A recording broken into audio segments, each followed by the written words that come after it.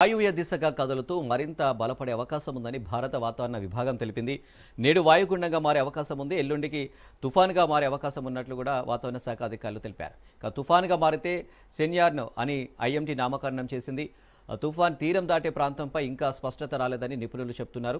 ఇది సముద్రంలోనే దిశ మార్చుకునే అవకాశం ఉందని చెప్తున్నారు.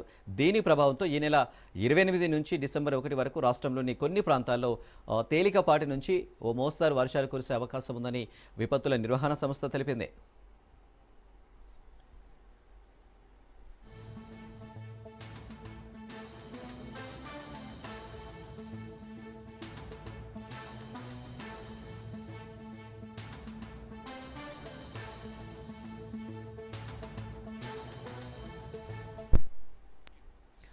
బంగాళాఖాతంలో అల్పపీడనం బలపడుతుంది.